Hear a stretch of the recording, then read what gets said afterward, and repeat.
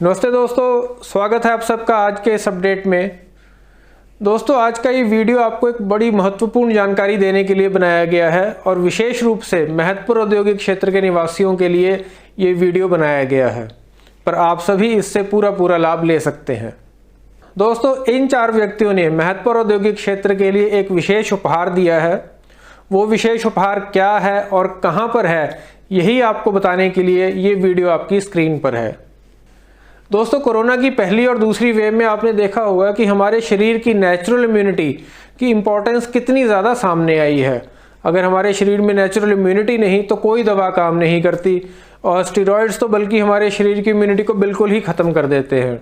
Vaccine भी आ गई है, पर उसकी एफिशिएंसी पर भी सवाल उठते रहते हैं।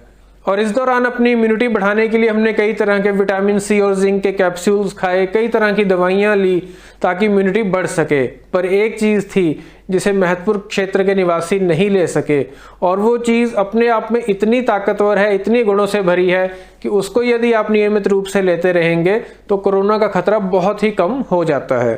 और ऐसा मैं इसलिए कह रहा हूँ क्योंकि उस विशेष चीज़ में संतरे से 7 गुना ज़्यादा विटामिन सी है, दूध से 17 गुना ज़्यादा कैल्शियम है, गाजर से 10 गुना ज़्यादा विटामिन ए है, पालक से 25 गुना ज़्यादा आयरन है, और केले से 15 गुना ज़्यादा पोटेशियम, बादाम से 12 गुना ज़्यादा विटामिन ई, और दही से 9 गुना ज़्यादा प्रोटीन है। और इसके अलावा नेचुरल विटामिन बी कॉम्प्लेक्स और जिंक से भी वो भरा पड़ा है। और इतना ही नहीं, उसमें amino acids, carotenoids, cytokines, flavonoids, omega 3, 6, 9 oils इत्यादि सब कुछ पर्याप्त मात्रा में है। और दोस्तों, जिस चीज़ में इतने सारे गुण होंगे उसके फ़ायदे भी तो बहुत होंगे ही। जैसे इसके गुणों की लिस्ट लंबी है, वैसे इसके फ़ायदों की लिस्ट भी लंबी है। ये आपको डायबिटीज़ में अत्यधिक लाभदायक है, इम्यूनिटी तो खैर ये बढ़ाता ही बहुत है, हड्डियों को बहुत मजबूती प्रदान करता है, हाई बीपी में ये बहुत लाभदायक है, अस्थमा और अन्य सांस के रोगों में ये लाभदायक है, मोटापा दूर करने में सहायक है, आपके हाजमे को ठीक रखने में बहुत सहायक है, और इसके अलावा कई अन्य प्रत्यक्ष एवं अप्रत्यक्ष फायदे दोनों ही हैं। तो अब आप समझ ही गए होंगे कि इसे क्यों विदेशों में सुपर फूड कहा जाता है। आयुर्वेद में तो इसका उपयोग सदा से ही होता आया है।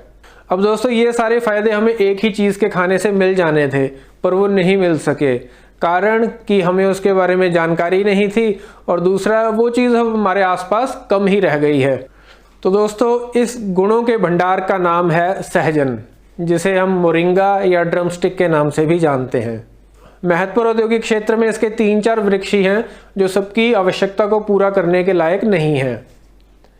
पर दोस्तों, खुशी की बात है कि इन 4 व्यक्तियों ने मिलकर उस कमी को पूरा करने का प्रबंध कर दिया है। इनमें सबसे पहले हैं श्री R.K. तिवारी जी। तिवारी जी महत्वपूर्ण औद्योगिक क्षेत्र में स्विस गार्नियर कंपनी में काम करते हैं। तिवारी जी ने न केवल सहजन के महत्व का उल्लेख किया, बल्कि अपने आप आगे आकर पेड़ लगाने के लिए भी तैयार हुए। और दोस्तों, जब ये बात हमने औद्योगिक क्षेत्र के वयोवृद्ध वृक्ष मित्र श्री वेद प्रकाश ऐरी जी से की, तो उन्होंने इस बात पर बहुत हर्ष प्रकट किया और हमें सहजन के उच्च कोटि के बीज भी दिए। और जिस दिन कलवृक्ष फाउंडेशन के अध्यक्ष श्री अजय ठाकुर के मार्गदर्शन में कलवृक्ष टीम वृक्षारोपण कर रही थी, उसी दिन सहजन के 20 पेड़ों के बीज रोपित किए गए थे। दोस्तों, खुशी की बात है कि आज वो बीज अंकुरित होकर छोटे छोटे पौधों का रूप ले चुके हैं। पर इस सारी मेहनत का फल आपको मिल पाएगा सिर्फ DIC के GM श्री अंशुल धीमान जी के कारण ही। श्री अंशुल धीमान जी ने न केवल पौधों के आसपास कंटीली तार लगवाई, बल्कि समय समय पर झाड़ियां साफ करने का भी प्रबंध किया। तो दोस्तों, इन सहजन के वृक्षों से आपको सेहत का लाभ तो मिलेगा ही, साथ में 3 फायदे और भी मिलेंगे। इतने सालों से जो जगह खाली पड़ी थी वो हरी भरी हो जाएगी। दूसरा, औद्योगिक क्षेत्र का वातावरण भी शुद्ध रहेगा, और जब कोई औद्योगिक क्षेत्र में अतिथि आएगा तो उसे भी देखने में अच्छा लगेगा और प्रसन्नता होगी। तो दोस्तों, इन 4 वृक्ष मित्रों के कारण हमें आने वाले 2-3 साल में न केवल हरा भरा और स्वच्छ वातावरण मिलेगा, बल्कि भरपूर मात्रा में सहजन की फलियां और पत्ते भी मिलेंगे। पर ऐसा कल को हो पाएगा, इस पर अभी भी खतरे के बादल हैं, क्योंकि जब तक वृक्षों के प्रति हमारी ऐसी मानसिकता रहेगी तब तक हम उनके फायदे नहीं ले पाएंगे।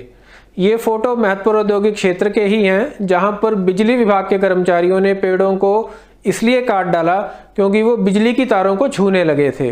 दोस्तों ऐसा कदाचित इसीलिए हुआ क्योंकि बिजली विभाग की भी शायद कोई गाइडलाइन नहीं है कि ऐसे पेड़ों को कैसे हैंडल किया जाए। और दूसरी दुखद बात यह भी है कि हमारा समाज भी पेड़ों के प्रति थोड़ा सा उदासीन हो गया है।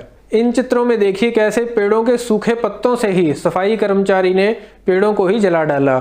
आयुर्वेद और प्रकृति के प्रति इतनी उदासीनता ही हमारे कष्टों का कारण बन रही है। इसे बदलना होगा और हम सभी को अपना अपना योगदान देना होगा। दोस्तों इसके अलावा भी जो कल्पवृक्ष फाउंडेशन ने पेड़ लगाए हैं वो सिर्फ इसीलिए नहीं लगाए हैं कि बरसात आई है तो पेड़ लगाओ।